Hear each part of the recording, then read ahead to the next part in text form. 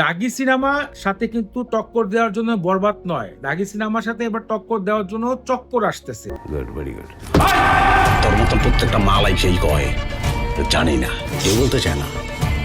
মানে কি, মোশাররফ করিমের সিনেমা সাফায়েত জীবনের পরিচালিত ওই চক্কর সিনেমাটা কিন্তু ভালো গল্প নিয়ে আসতেছে।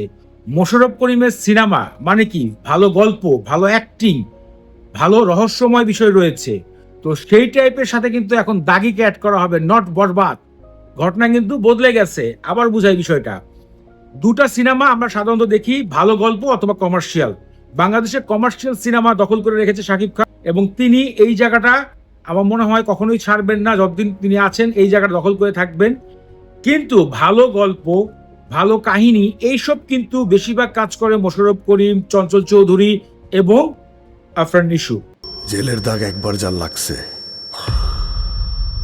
সেই দাগই। তো এই যে তিনজন ব্যক্তির মধ্যে কিন্তু আফরান নিশু কিন্তু সিনেমা নিয়ে হাজির হচ্ছেন দাগি, এবং এবার আসছে মোশাররফ করিম হলে। তাহলে দুইটা ভালো গল্প খোঁজার জন্য যখন মানুষ এন্ট্রি করবে, তখন কিন্তু দাগি এবং চক্করের মধ্যে একটা খেলা হবে, একটা রেষারেষি হবে, একটা কম্পিটিশন হবে। তো এখানে কিন্তু আর বরবাদের কাহিনী নাই, বরবাদ কমার্শিয়াল ফিল্ম হিসেবে চলমান রবে।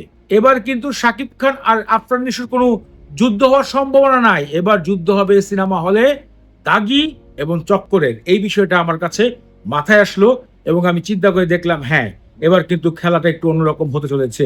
সো ফ্রেন্ডস, একটা কথাই বলতে চাই, কমার্শিয়াল ফিল্ম কমার্শিয়াল ভাবে ইনকাম করবে, কিন্তু ভালো গল্পের জন্য অবশ্যই আমি মনে করি নিশু ভাই, মোশাররফ করিম এবং চঞ্চল চৌধুরী, এরা হচ্ছে ভালো গল্প, ভালো কাহিনী নিয়ে, ভালো সিনেমা নিয়ে সর্বদা কাজ করে।